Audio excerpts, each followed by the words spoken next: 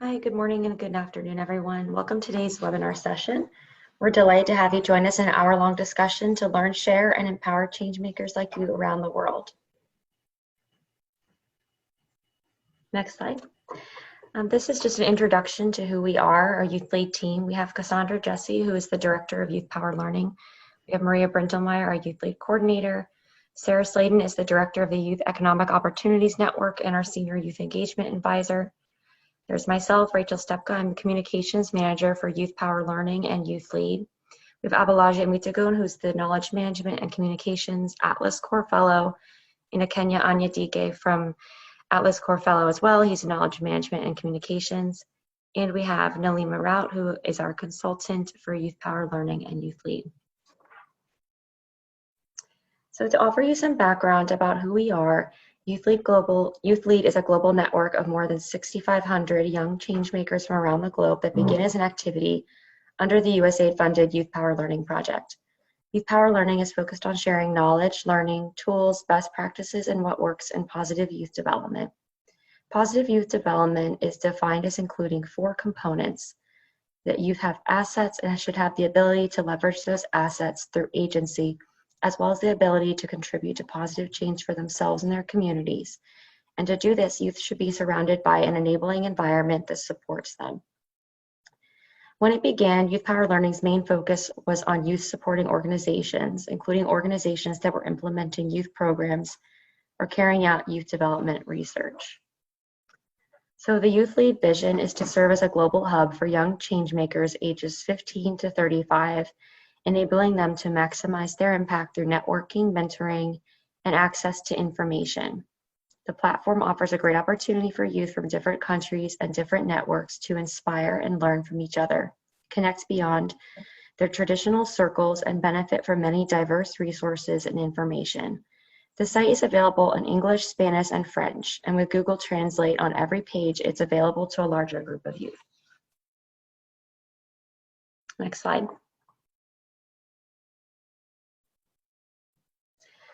Before we start the webinar, I want to share our thoughts with the world, especially we continue to grapple with the impact of the coronavirus.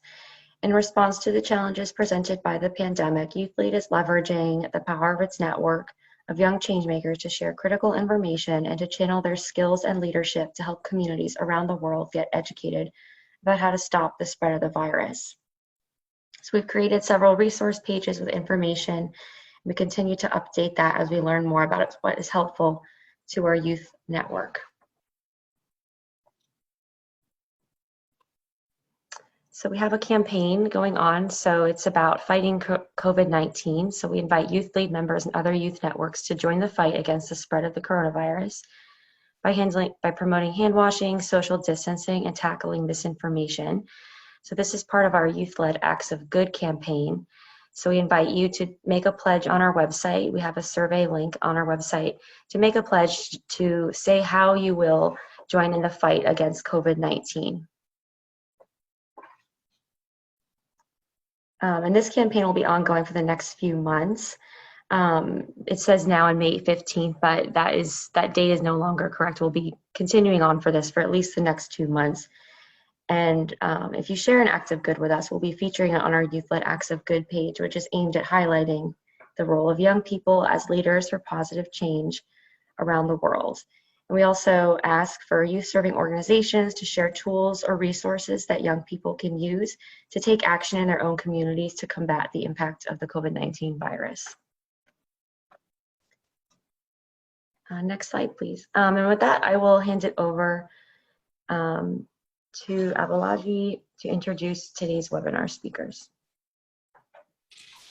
Hi, everyone. Good morning, good afternoon, good evening. Thank you all for joining our webinar today. And thank you, Rachel, for the introduction. I'm also happy to have various you all joining from different countries. For today's webinar, we'll be talking about the YouthLead Social Issue campaigns, which is on the topic of COVID-19 and the environment.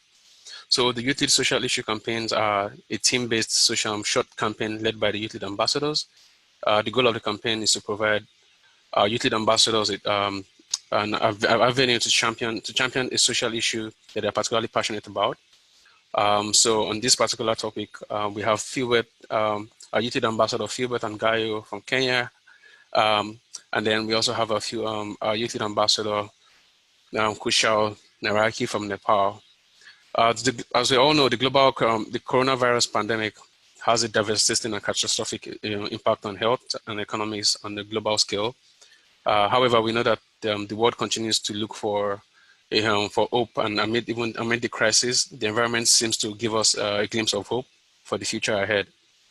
In a quote by Inga Andersen, the executive director of UNEP, he says visible positive impacts, whether through improved air quality or reduced greenhouse gases emissions, are but temporary because they come on the back of tragic economic slowdown and human distress. Next slide. So our speaker today are Kushal Neraki, our YouthLead Ambassador from Nepal, and of course, Philbert and Gayo. Kushal is passionate about empowering youth and communities in the field of agriculture and the environment through knowledge sharing, training events, and campaigns. He's the winner of the Eco Hero Award 2018 and believes in bringing innovation to our community, to communities using his own efforts. Our second speaker is Philbert, who is an environmental youth champion, passionate about the empowerment of Africa and African youths and the rural communities on environmental awareness, conservation, agriculture, governance through innovative thought leadership, also sharing his own skills and also organizing skill building sessions on participatory experimental learning. Like I said earlier, on this webinar, our speakers will be discussing or telling us about what the youth can learn about the pandemic and the environment, and how they're also highlighting their various works or what work they're doing in their local communities in advocating for a for a safer environment during the COVID-19 pandemic and even post COVID-19 pandemic. I would like to hand over to Kushal now. Kushal, over to you. I'll be unmuting your mic so you can go ahead and speak.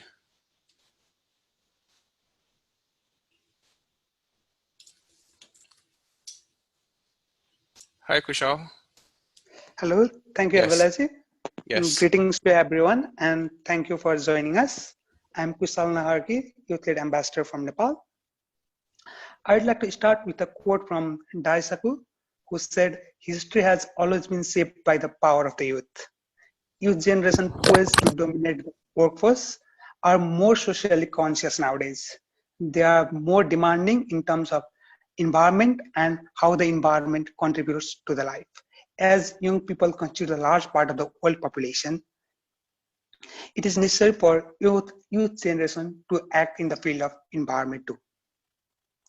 We can take the recent example of Greta Thunberg, whose voice for the climate action has been heard by the world. It is necessary for us to take the decision and the youth to lead from the front, because it is the consequences of the current environmental decision that we have to face more than our elders, and future generation would too be affected by our generation. Youth people can play an active role in protecting and improving the environment. We have a powerful potential in youth, and we must have courage to change and practice so that we may direct our power towards good. Youth have special concerns and special responsibilities too for saving the environment. Can we move to the next slide, Abelaji?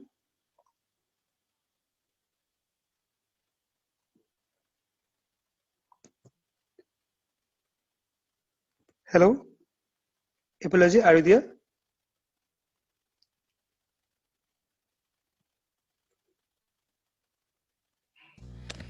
Hi, Kushal. This is Ikenna. Please go ahead. Yeah, please go ahead. Thank you. Now I'd like to highlight my eco journey with you and some of my environmental projects. A journey of 1,000 miles begins with a single step. I was fascinated studying about ecosystem and environment since my school days. I think you moved a slide ahead too. Can you go back?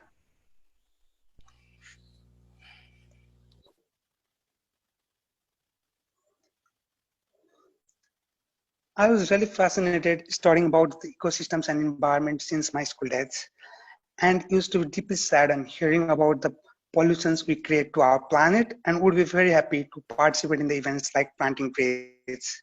Moving forward with the participation in Lomjung Climate Convergence in 2017 and winning the Hidden Eco Hero Award in 2018. I have worked as the environmental platform of UNEP for Tunja Eco Generation as regional ambassador for Asia for 3 years. Along with being co-chair in UNEP community in Pokhara Model United Nations 2020, I have been associated with several youth organizations like Youth Innovation Network, Wiper Nepal, Youth Thinker Society, Warriors Nepal, ATO Climate Educate, and Eco Generation, with recently being YouthLead, working in the field of environment, agriculture, and youth empowerment. Talking about my environmental projects, Avlaji, can we move to the next slide with the environmental projects?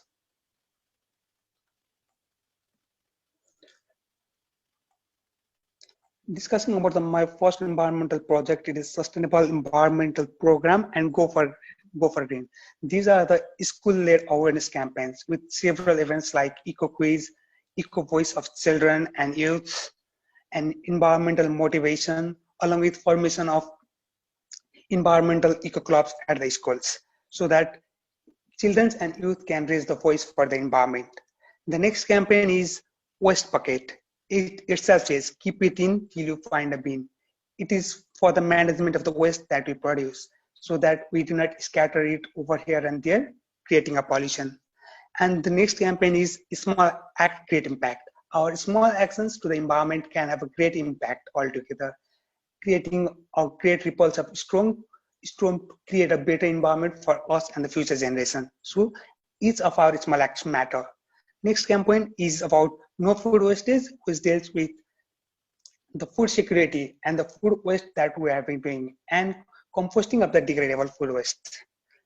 And Gift a Tree This Birthday is a campaign led by me, which asks for the people to gift a tree on their birthday and on their friends and relatives' birthday. So instead of the fancy gift that we have been currently giving, this is a green initiative to celebrate a green birthday. Apart from that, I have been launching several online campaigns like EcoFact series, Eco Dictionary, environmental-related online competitions, and creative challenge on the World Environment Day. Next slide, please.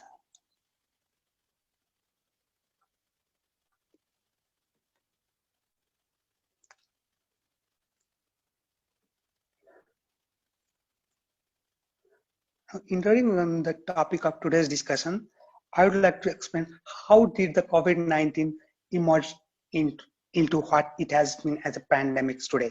While the COVID-19 pandemic is still rapidly evolving, the world is already facing the effects that have spread far beyond our individual health and the well-being. The shock to the global economy and to the lives of the workers and the families around the world will be felt for some time even more. Discussing about the coronavirus and COVID-19. COVID-19 is an infectious disease caused by a newly discovered coronavirus. Coronaviruses are the large family of viruses which causes illness to the humans and the animals. In humans, several coronaviruses are known to cause respiratory infections ranging from common cold to more severe diseases like MERS and SARS. MERS refers to Middle East Respiratory Syndrome, whereas SARS refers to Severe Acute Respiratory Syndrome. COVID-19 is the infectious disease caused by the coronavirus, which is recently discovered and its outbreak began in Wuhan, China in December 2019. I think most of us don't know, but around 60% of all the infectious diseases to the humans are genetic. Genetic means the diseases are transferred from animals.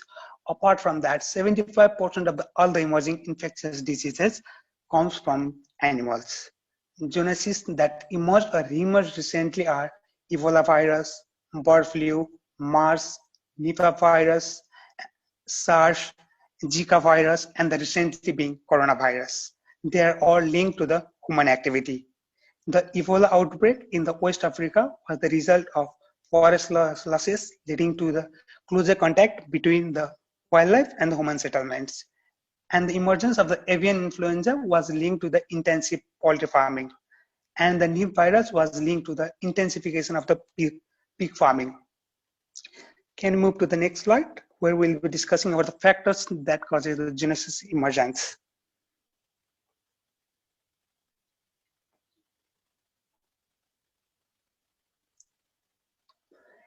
There are different factors that causes the zoonosis emergence. Ecosystem integrity underlines human health and the development. Human-induced environmental changes modify wildlife population structure and reduce biodiversity, resulting in the new environmental conditions that favor particular hosts, vectors, or pathogens. The interaction of human or livestock with wildlife exposes them to the risks of spillover of potential pathogens. For many zoonosis, livestock serves as the epidemiological bridge between wildlife and human infection.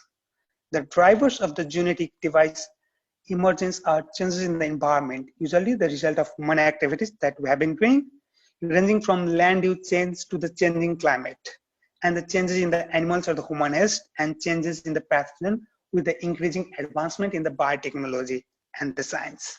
From the viewpoint of the environmental community, it is important to address the multiple and often interacting threats of the ecosystem and wildlife to prevent the zoonosis from emerging, including habitat loss and fragmentation, illegal trade, pollution, invasive species, and increasingly climate change. Ecosystem integrity can help regulate diseases by supporting the diversity of the species so that it is more difficult for one pathogen to spill over, amplify, or dominate. Can you move to the next slide?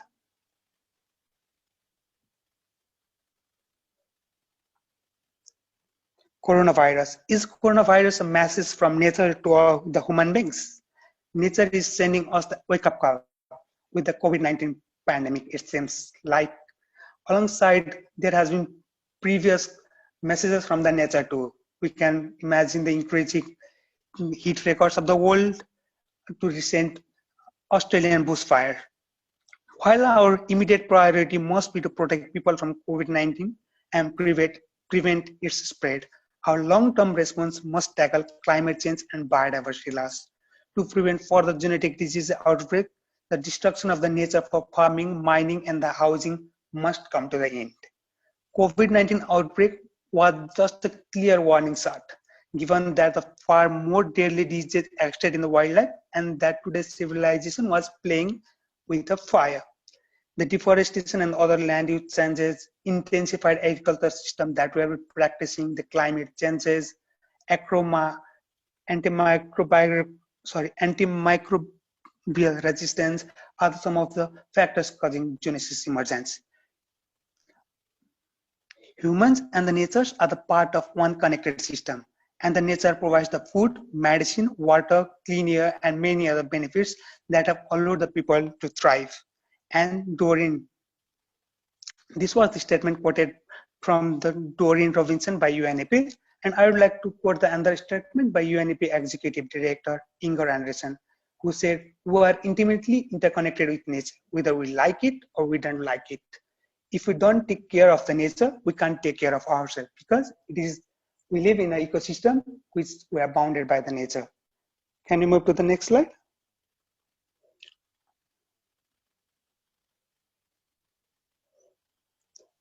In this slide, we'll be discussing about the positive changes that has occurred due to the COVID-19 pandemics. Although COVID-19 pandemic has resulted into the devastating nature around the world, small affirmative changes have also been seen, and it can be taken as the next side of the coin. We can take the example of the reduced air pollutions in the China, to the dolphins arriving in the rivers of Italy, to the wildlife moving around the roads of the United Kingdom. They are the positive changes that the COVID-19 has brought. It seems like COVID-19 was the message from the nature that brought the affirmative changes to the nature, reducing the pollution and the greenhouse gases. But the major question that arises now is it sustainable? The answer would definitely be no. It is not the change we are causing, but just holding the activities for some time or the period. As soon as we find the solution to COVID-19 permanently, we'll again start our normal life, where the same pollutions that were caused in the past would restart, and our environmental degradation and the activities might be taken to the same level. Can we move to the next slide?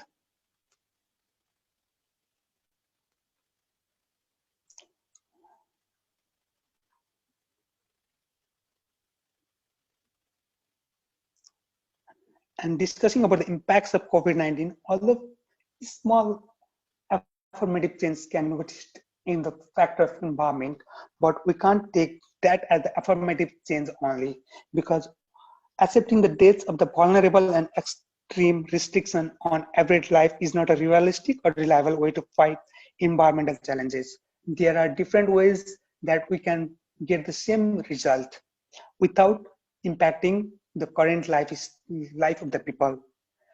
The impact that COVID-19 has caused to human has been great and devastating. Apart from that, health activities and health services are the prior need in the current situation. But what we must not forget is a lot of health waste and healthcare waste will be produced during this period too. We must be able to manage those waste properly, because we can't ignore the environment during the pandemic period too. Apart from that, food insecurity will also be a major trouble, since most of the industries are closed during lockdowns and transportation has been stopped too. And mental health of the people and the well-being seems to be a key issue during this period. From the YouthLead side, we recently had a webinar on the mental health issue, and all the recordings of this are available on the YouthLead website. You can visit it for the information. And economic breakdown seems to be a major problem as we are having the lockdown all over the world. Can we move to the next slide? We can take this period not as just a lockdown period, but a change-making time. This is the time for all the young change makers to step forward and to make changes in themselves. The choice we make now affects the future.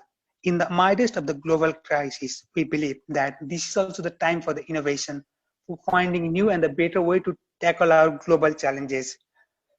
We can go back to the world as it was before, or deal decisively with those issues that make us all unnecessarily vulnerable to the crisis. Crises like COVID-19 shows the urgency to promote the necessary transformation from our society to survive in the 21st century.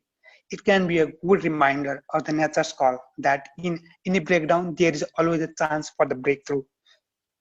If we reduce our impact on the nature, she will return the favor. It can be clearly seen in the current examples of the environmental progress that we have been making in the quality of the air around the world due to the lockdown. Along with that, the improvement in the environment systems. It's the perfect time for the people to realize on a global level that flattening the curve of the climate change and the environmental destruction is necessary. We know from the social science researches that interventions are more effectively if they take place during the moments of the change. It is the perfect time for us to formulate and refine our ideas and post the planning and strategy to place and make this happen possible. Let's move to the next slide.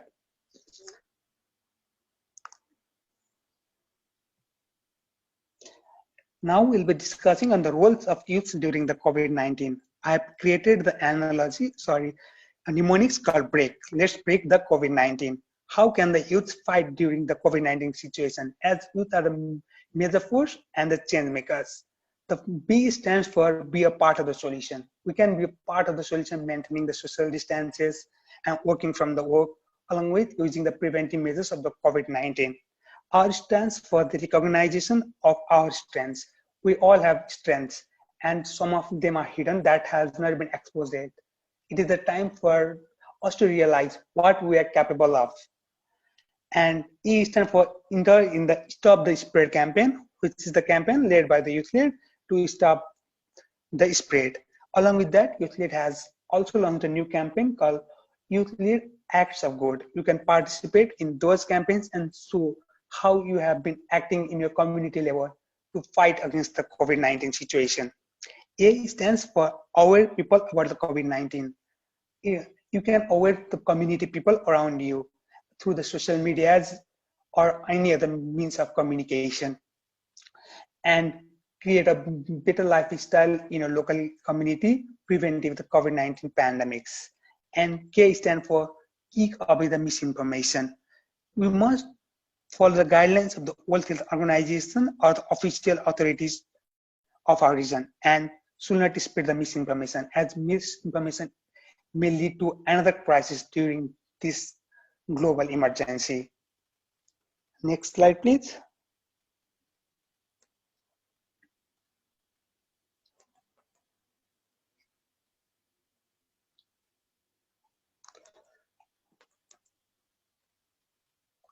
In the next slide, we'll be discussing on how we can stay connected to the nature during the COVID-19. Although we are maintaining social distances currently, we can work together. Together does not mean that we need to be together physically. Our actions together at our own homes defines that we are together in this current situation. And we must be together and stay connected with the nature. Here I have mentioned few of the ways how we can we can remain connected with the nature. The first one being we can watch environmental related movies, documentaries, series, and read books.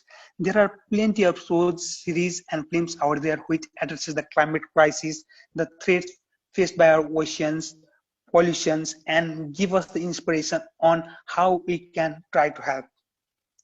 Most of might have watched the movie Revenant of Leonardo DiCaprio, or the Disney animation movies like Finding Nemo or Finding Dory. There are several movies like that, which gives us knowledge about the environment along with entertainment during this period. Some of you being Wall-E, Life of Pi, and some of the movies I mentioned before. You can also build a kitchen garden, flower garden at your house and keep yourself busy. Along with that, building a kitchen garden will ensure you will always get fresh vegetables along with the situation what we might be facing in the future or currently. You can also keep the environment around you clean and green. As the old Earth Day, which was celebrated on April 22nd, was celebrated digitally this time due to the COVID-19 pandemics. So we can go digital and try eco activities online and at home. Eco activities like making reuse and recycle plastic rubbish and trying to learn about composting and integrated pest management and some of the options that we can apply to stay connected to the nature during this COVID-19. Next slide, please.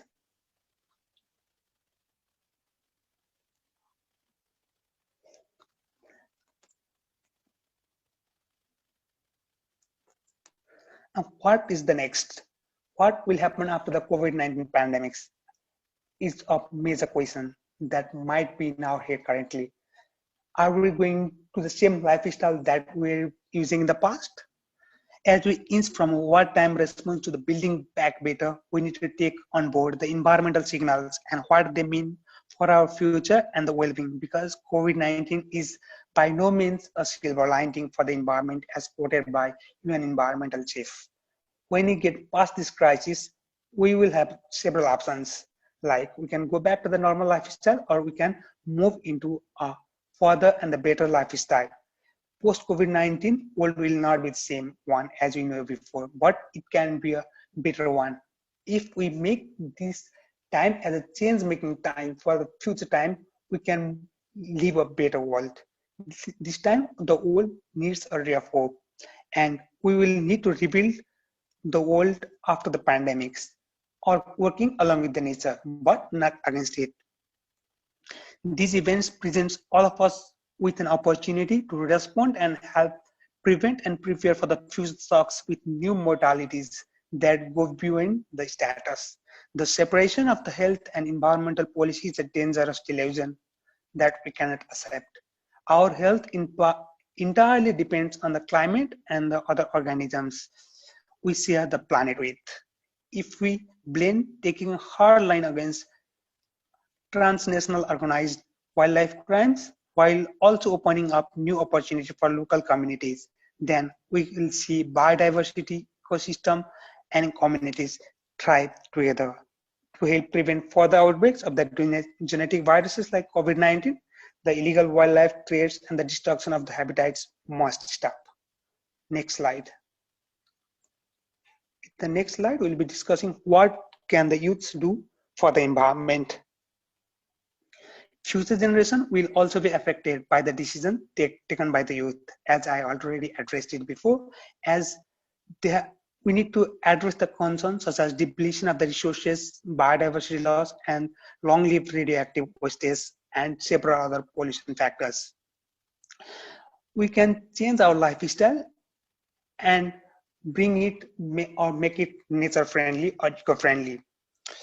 We can make our homes, schools, and youth organizations more friendly by adopting the environmentally friendly practices, recycling of the different materials, as well as preserving resources such as water and the electricity. Engaging youth in the environmental protection not only creates a direct impact on the changing youth behavior and activities, but possibly the influence can be seen on the parents, relatives, families, and altogether being the change in the nations along with each and every community. Along with that, we can switch to the green environment, like we can plant trees around our houses, make clean and green environment, manage the waste we produce, like with using the methods like composting, and reduce, reuse, and recycle, and create a clean and green environment altogether. Let's move to the next slide.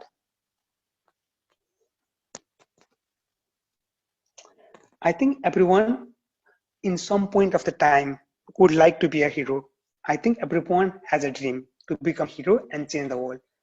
Isn't it possible? Being a hero does not only mean you are the hero in the movies or of films. You can be a hero in the real life too. The environmental challenges the activists take on, from awareness to planting trees, are as diverse as the heroes themselves. The determination, innovation, and enterprising spirit does the job of reminding you that ordinary people are making an impact every day, and they are the heroes to the environment. Everyone can make a difference using whatever talents they have. The best example of it can be taken as the movement started by the Greta Thunberg, who starting it from the school to fight against the climate change and to take climate actions, which has been a global movement now. This is time for us to take a call for the actions for the young change makers like us who will want to make a sustainable environment. One person can make a difference, not just for ourselves, but for any cause that is important to the environment. It is time for us to think globally and act locally. So let's bring out the eco-hero inside us, as everyone has eco-hero inside us. So stay safe and green cheers.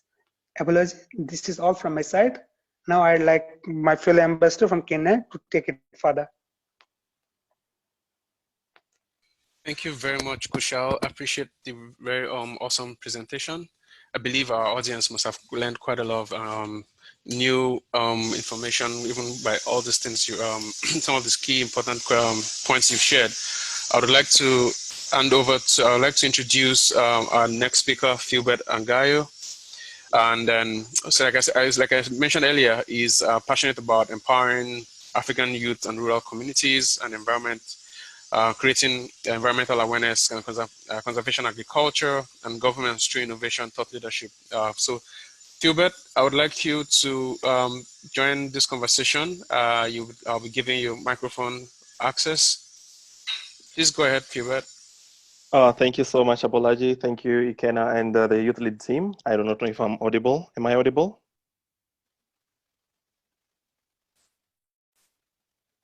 Can anyone hear me? Yes, we can hear you. Go ahead. Oh, thank you so much. I'd like to start, thank you so much.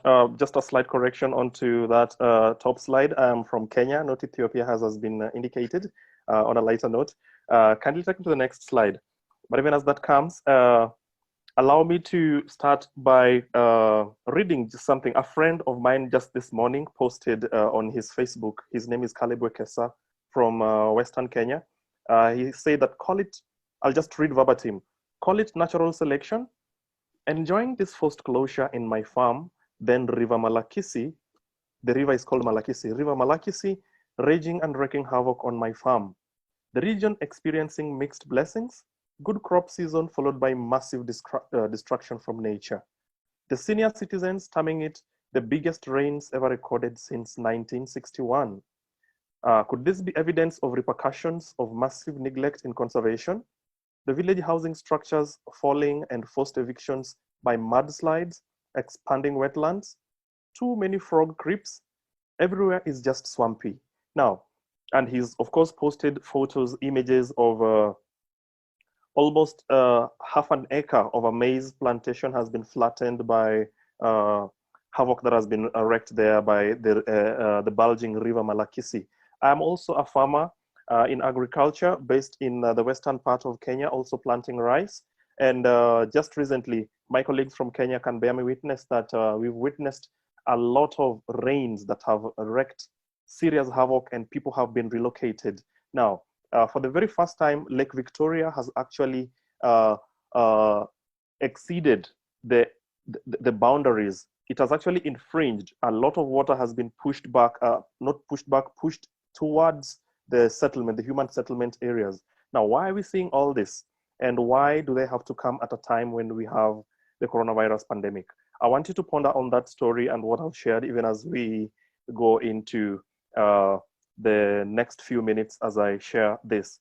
Now, what I do to create impact, I'd like to start with that. You can see in the photos there, the first photo is planting a tree. This was on the World Environment Day of 2019, which was celebrated on the 5th of June. The second photo was at the first assembly of the UN Habitat at the United Nations complex in Nairobi, Kenya.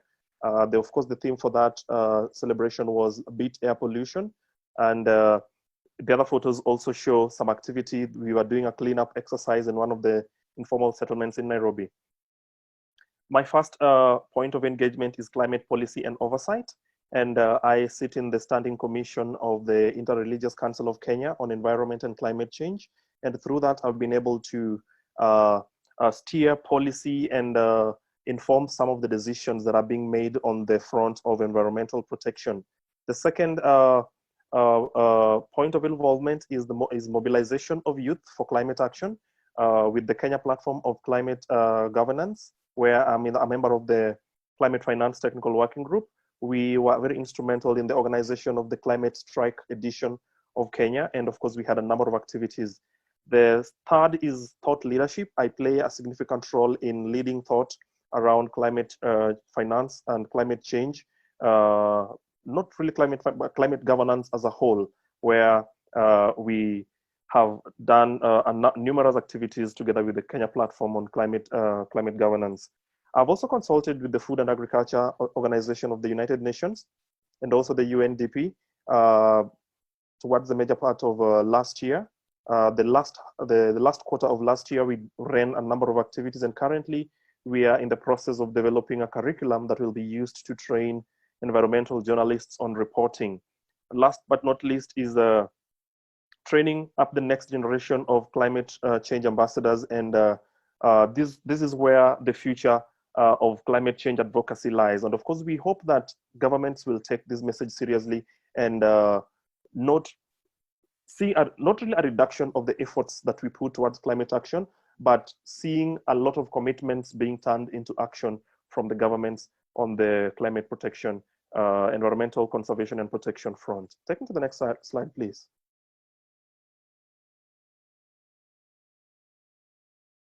Thank you so much. So my drive and passion in involvement in the climate change space started in the year 2016. Of course, I've been a farmer for so long, as you've had me mention, since the year 2013. That is about 7 years ago, and we've experienced mixed seasons. I link this to the story that I gave you at the beginning, where a friend is talking about mixed blessings. We get crops coming from one season, and then the next season you find rains coming to wreak havoc in your farms.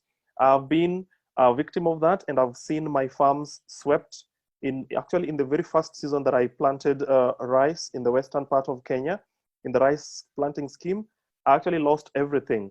I wasn't able to to report on any kind of profits made. So having seen the changes in the environment and getting bumper harvest, and the next time you're getting a bad experience, made me develop an interest into some of these climatic changes or seasons that would really render people gainers or losers when it comes to agriculture.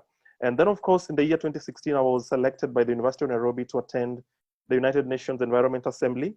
That was the second assembly. And as you can see in the photo there, that is a photo of me and the former executive director of United Nations Environment Program. Back then it was called the UNEP. Right now it's called the UN Environment. That was Akim Steiner. He's currently the administrator for UNDP. I met Akim Steiner on the sidelines and we had a very fruitful discussion. He recommended me to attend a high-level panel that was talking about the oceanic sargassum. This is the seaweed. And of course, it connected well with me because coming from the lake region of Kenya, we had the problem of water hyacinth that could engulf the entire lake. Their science would explain a lot to do with the hyacinth. But of course, attending this high-level program as recommended by Akim Steiner also opened my eyes. And through this, I was able to even acquire some mentors. Marine Wara is one person who's also not on this call, but had been invited. She would have loved to also be here and share her details. This is one mentor that has literally walked with me through the journey of environmental protection and conservation. Now let's get into the crux of why we are here. Take me to the next slide, please. Why environmental advocacy? This is the question that we are asking. At a time when there is COVID-19, why should we advocate for environmental conservation and protection? Now, the first statement, which I believe all of us can agree with, is that this is where we live. We don't have any other planet. I attended a meeting sometime last year where one of the speakers was very passionate in making this call that we do not have planet B, we only have planet A. We are aware that scientists are trying to find life in other planets, but ideally we only have one planet. So this is where we live. We need to do everything to protect this planet Earth. The second point there is evidence from nature. We have melted glaciers and depleted ozone layer that has resulted to excessive heating, which has caused global warming. There's a video that I would have loved to share here, but it was too big, by the World Economic Forum, where glaciers have melted significantly. It shows how the transition period of how the glaciers in Iceland and these North Pole regions have seriously melted and have been lost. I quoted some statistics there that in 2014, the global sea level was 2.6 inches above the 1993 average, which was the highest annual average in that satellite record. And of course, the rise continues at an average rate of 1/8 of an inch per year. So, and during that period, from the year 2014 to 2020, how many sea-related or oceanic catastrophes have we seen? For the very first time, Mozambique, a country in Africa, was hit by a very serious typhoon. It was hurricane, I'm not so sure what it was called. We also had, at the same time, Idai hitting the United States coast. So we've seen a lot of evidence from nature as to why we need environmental advocacy.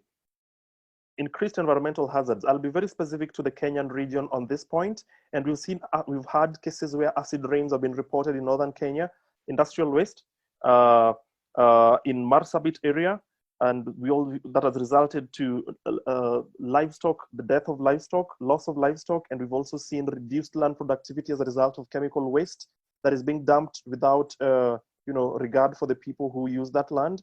Increased water levels, I've just mentioned Lake Victoria.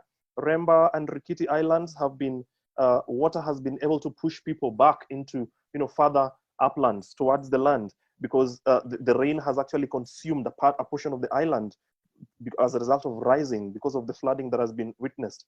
In Africa, one document that is very particular to us, and this is drawn from the Paris Agreement, is the article on loss and damage. And in Africa, we've seen heavy losses and damages as a result of climate change, flooding, extreme droughts, and loss of livestock, which is actually loss of livelihoods. the entire northern part of Kenya, a significant portion, about 80% is nomadic pastoralist occupancy.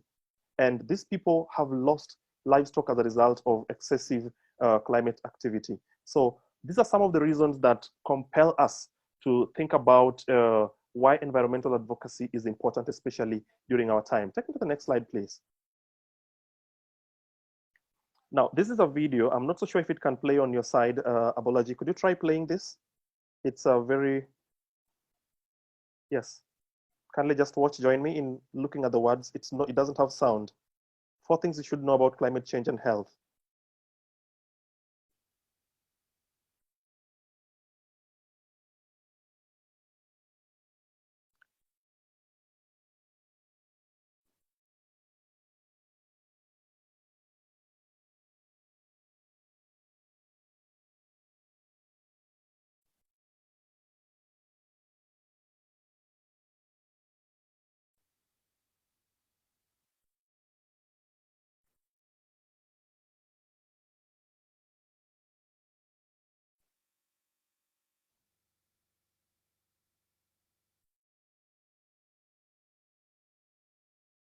These are some of the facts that are being listed. This video is produced by the UNDP and it's very recent. It lists some of the 4 major points. How do we link coronavirus and the emergence of the diseases that we are experiencing to climate change? What is the connection between these two? And these 4 points to me were some of the major points that came out. I want to give credit to my colleague Kushal, who has actually given us a very comprehensive background on the emergence of the coronavirus and being a zoonotic disease, meaning it jumped from animals to the human beings, at least according to the evidence that we already have, that we currently have. That is science. That is what science states. And so to stay healthy, we need a healthy planet. Allow me to just pick a few summarized points from that video that we saw there. Rising temperatures increase the risk of contracting diseases. And how is this? Sometimes the lifespan of diseases are extended. We've had debates as to how mosquitoes, for example, transmit diseases. If you live in a warm or maybe in a temperate environment where some of these insects might not really have a conducive environment to live in, then of course you shall have nature will have benefited you from the possible dangers of contracting that disease. But the rising temperatures, these are some of the facts that have been verified by the UNDP, and they categorically state that rising temperatures increase the risk of contracting diseases.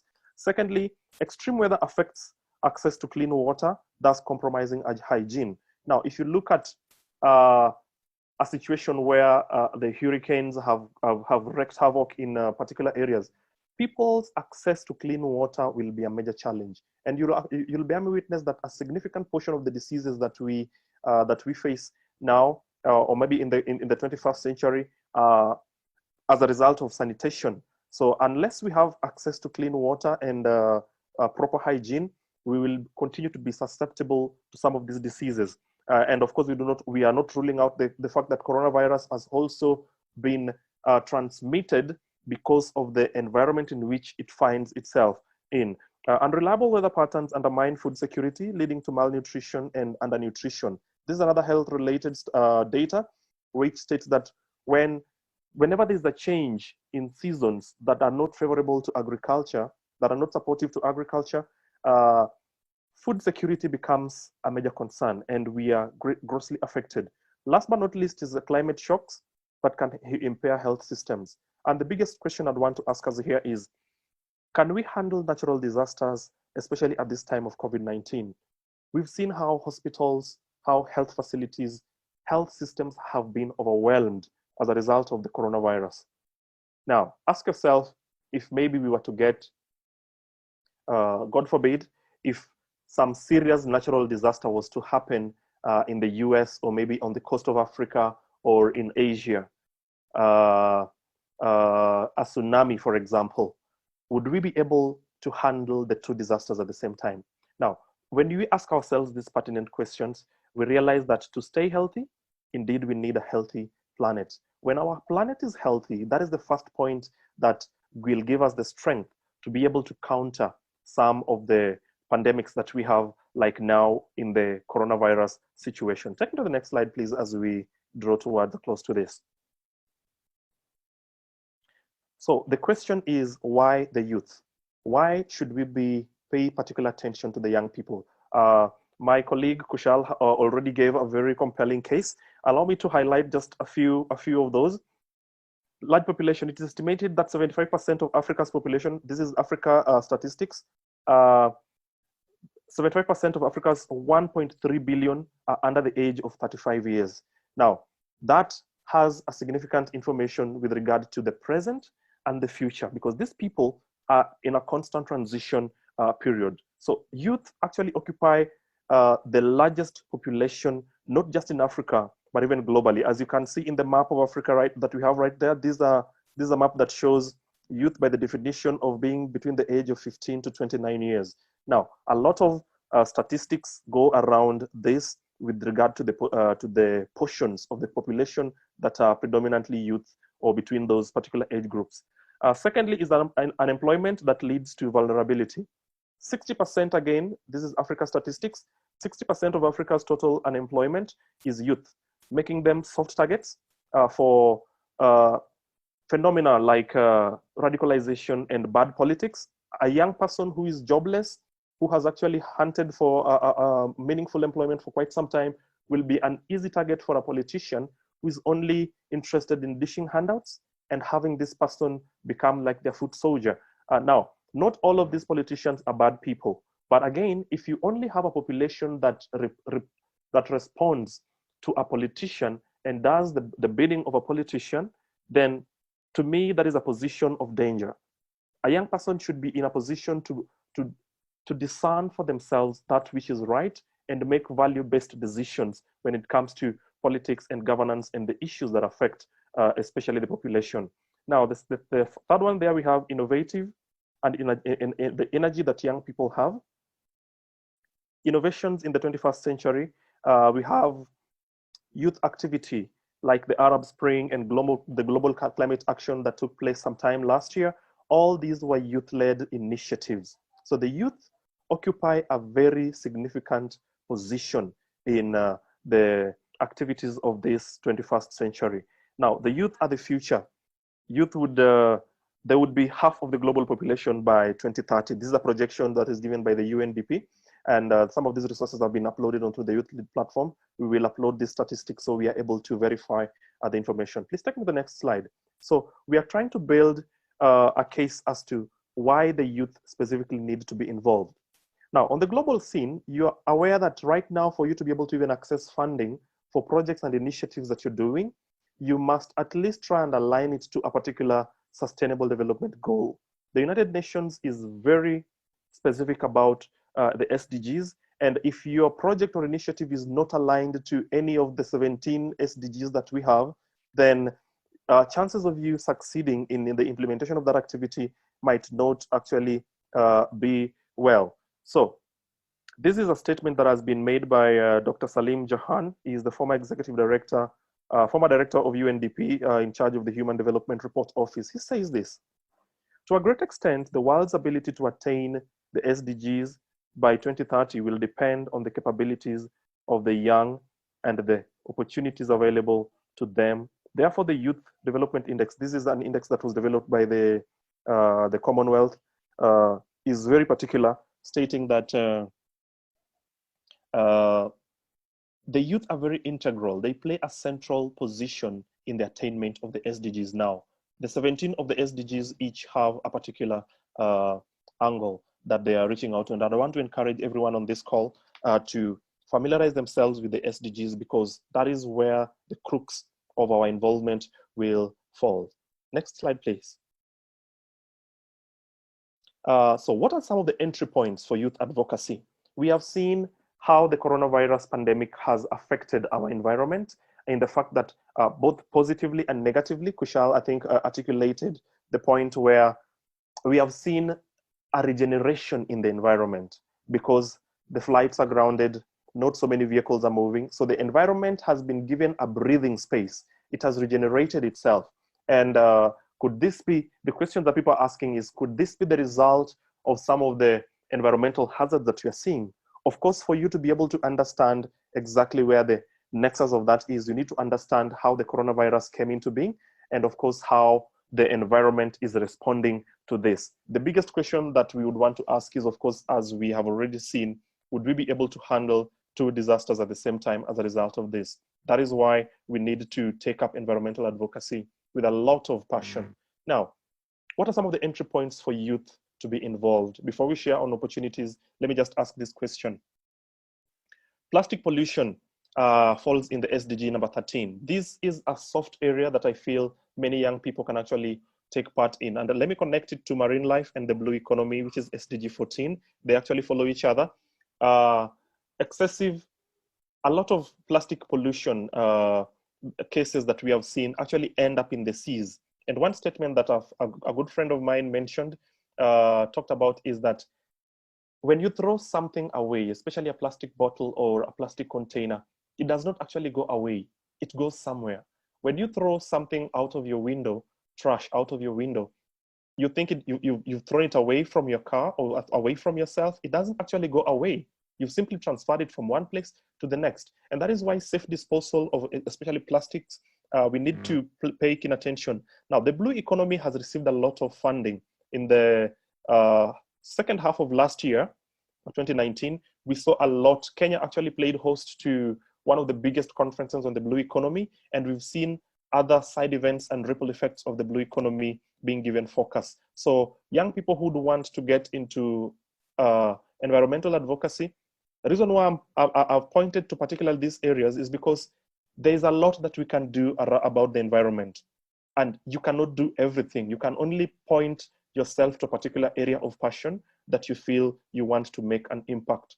Now, impact can be made in so many points, but for it to be measurable and for it to be sustainable, you have to narrow it down to a particular area. That is why I'm trying to list some of these particular areas. And the third one there we have is conservation agriculture. This falls under SDG 2. SDG 2 talks about no hunger, zero hunger. And under conservation agriculture, there's a lot that young people can involve themselves in. We will look in the next slide, we will see where people can get funding for these kinds of activities. The fourth one is urban waste management, SDG 6. Waste management, waste can be either solid waste, electronic, chemical waste. Young people can actually come up with innovations that tackle these particular components, be it use of drones to dispose of waste, be it use of technology to track particular waste. Or we have young people across the world who are making briquettes that can be good alternatives to charcoal and coal, use of coal for home use. Now, these are very many good areas that young people can plug themselves in. Last but not least, we have renewable energy under SDG 7, and we have a livable environment and water, sanitation and hygiene, SDGs 6 and 15. Now, if we plug ourselves around some of these SDGs, we will be able to identify areas of activity. Take to the next slide, please. Now, what are the opportunities for youth involvement? There are so many opportunities that we have. I tried to only list a few of them. Of course, if we make good use of our internet, we can be able to find a lot. The keywords there is simply look for climate change funding, climate change scholarship, climate change support, climate change grants. You will be able to find a lot of opportunities. So I was able to list just a few of them. Now, under climate change scholarships for advanced research and study, allow me to just mention Harvard University has a climate change solutions fund, which was established in the year 2014. And we also have the IPCC. This is the Intergovernmental Panel on Climate Change. They have scholarship programs for study. You only need to apply and develop an interest, make a compelling case. You will be able to get some of this funding. Of course, some of them have very highly refined criteria for selection, but I believe that is why we exist as young people, to convince and to be involved. The second is the grants for campaigns and campaigns for climate action. We have the Adaptation Fund. We have the Green Climate Fund. We have the Food and Agriculture Organization, the UN Environment, the UNFCCC. This is the United Nations Framework Convention on Climate Change. These organizations have a lot of information and funding opportunities for youth campaigns and climate action activities. We only need to get a few friends that you can brainstorm with, and we will be able to get significant action. Allow me to move a little bit faster because my time is running. Support for innovations. If you have any innovation, any green innovation, there are so many opportunities as well. I listed just some of them. In Kenya, we have the Green Innovation Fund. I believe these resources will be shared on our website, so you on the YouthLead platform, so you're able to access them. We also have the Sustainable Energy Innovation Fund and the Innovation Fund. We also, this is supported by the EU. We also have the Innovation Fund from the Institute of Sustainable Communities. These are publicly available funds that support innovations of young people. If you have an innovation that you think you can come up with, be it in plastic pollution, in beating plastic pollution, in beating air pollution, in green conservation, whatever it is, you just need to point yourself to the right direction. Climate-related jobs, there are so many opportunities that have come up as a result of NGOs coming in to support climate change and climate work. And there are also climate networks. Specifically for the youth, we have the youth NGOs. This is Yungo. I personally didn't know about this. I only came to learn about it last year when I was looking for funding to attend the Conference of Parties, the 25th chapter. I was introduced to the youth NGOs, which is a platform that is accredited by the UNFCCC. It mainstreams youth voices into the discussions that happen in the COP meetings. Of course, the COP meeting is the Conference of Parties that looks into the implementation of the Paris Agreement. In Kenya, or at the African level, we have the African Youth Initiative on Climate Change. We also had Fridays for Future. Most of us had about Greta Thunberg from Sweden, a young person who was passionate about environmental protection. She came up with Fridays for Future, and this is a movement that has taken up a lot of traction on our campaign and advocacy network. So any young person may want to share information or check out what Fridays for Future is all about. We also have the Green Faith. A number of organizations have come up as a result of climate change advocacy, and they're giving funding, information, and all manner of support to young people. Volunteer opportunities. I didn't want to finish this before I talk about, without talking about volunteerism. Now, some information you will not get until you learn to volunteer. And of course, volunteering without expecting anything in return.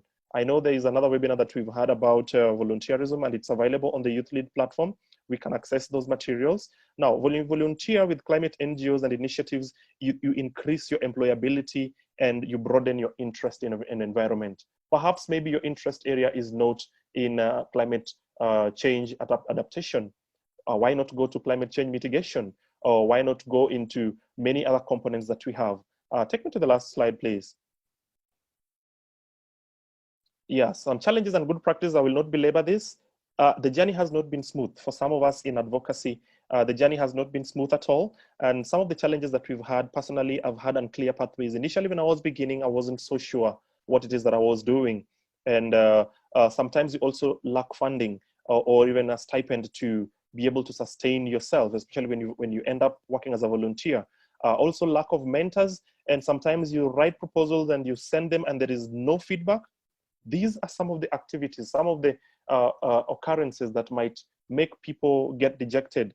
But despite all the odds, we are advised to, take passion. So allow me to share with the participants some of the quotes that I find strength in my journey going forward that I believe somebody else can also learn from. Well, for you to become successful, one of the good practices that I've encountered in this journey in climate change advocacy, you must network and have collective responsibility, collaborate with other people. There's a statement here that was attributed to former US Vice President Al Gore, but of course it was also quoted from an old African proverb that if you want to go fast, go alone. But if you want to go far, travel with other people. Go together, join up with other people and travel together, and you'll be able to go far. Build networks, collaborate your efforts together, consolidate your efforts together, synergize, and you will find the energy to keep going. Believe in yourself, and of course, first of all, identify your area of interest. Then you can be able to press forward. Now, the Dalai Lama shared a very humorous quote here that if you think you're too small to make a difference, try sleeping with a mosquito. You'll be able to know just how small a mosquito is, but also how much impact a mosquito can have, especially when it comes to your sleep. Now, that is the same energy that young people need to have when it comes to making an impact. Nobody is small, no idea is small when it comes to environmental advocacy. And especially at this stage, we've seen a number of governments and funds coming forward to ask young people to come up with innovations that will help in the fight, or that will try to beat the spread of the coronavirus. Why don't you share that small idea that you think you have? However small it is significant enough to make a difference. Prepare for the worst and hope for the best. There are no gains without pains. This is attributed to Benjamin Franklin. As a young person, if you want to go far, you have to make a deliberate effort to work extremely hard. Look at your attitude. Have a right mental attitude. Volunteer. You have to read and write articles at some point, and you have to do your research. Now, these are some of the pains that you may want to undergo. We have seen a number of young people saying that, oh, I don't have time to read articles. I don't have time to do this. Now, you really have to spare your time. The same amount of time you spend in reading for an exam is actually the same amount of time you may need to spend for you to be able to develop an interest and become an expert in a particular area. Begin with small steps. A journey of 1,000 miles begins with one step, and you'll be able to get to your destination. Let's finish this. Next slide, please. Now, what is the role of YouthLead in all this? How can you leverage the role of YouthLead? I do not want to belabor this point. I believe in the wrapping up, Abolaji or Ikenna will give us how we can be able to join YouthLead. But for me as a person, I've been able to build new networks across the globe as a result of joining YouthLead. I've developed a habit of studying, leveraging the platform's resources. I've also made new friends and passion. We just led this webinar together with my colleague Kushal from Nepal. This is a network. I wouldn't have met Kushal if not for YouthLead platform, and we wouldn't have had a shared interest area like the environment. There are also more opportunities for personal development beyond the YouthLead platform. We can always link up with our fellow professionals, and we'll be able to develop keen interest. So with regard to the COVID-19 and the environment, this is what I feel we might need to know. There's a lot of information right now. Currently, what we say is that there's an information overload. People don't know what information to trust when it comes to the coronavirus and the environment. You do not know what is true and what is not true. The key to knowing the difference is immersing yourself in whatever verifiable and credible resource that you can get. Thank you so much. And we will be able to continue interacting. I don't know whether there's any other slide remaining. Next. Oh, great. I think that's it. Let me hand it back over to Abolaji and Ikenna to lead in this.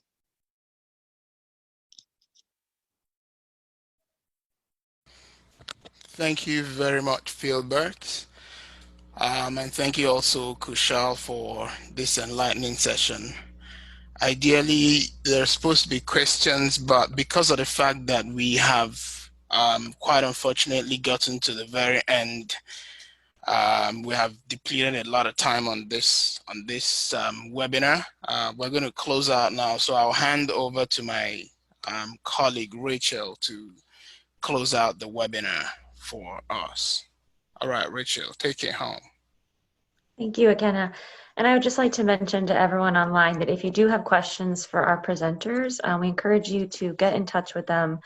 Presenters, if you'd like to maybe put in your chat box your contact information or your profile, YouthLead profile link, that would be great. If people do have questions, they can reach out to you later. So I'd like to close out with just a quick information on how you can join and contribute for YouthLead. If you haven't created a profile yet, we encourage you to request to join at youthlead.org. You can complete your profile, post any projects you're working on or leading, contribute to discussions, and you can also earn badges to increase your visibility. We also have a monthly newsletter you can subscribe to for updates. And you can also join and share on social media. We're on Twitter and Facebook at YouthLead Global. Next slide, please. And we'd also like to thank our various sponsors who are promoting YouthLead to their youth networks and contributing resources, events, and various funding opportunities. Our sponsors offer their expertise, knowledge on topics, and we work with them to organize skill building training webinars for our members. So you'll hear from them, some of them on future webinars. Next slide, please.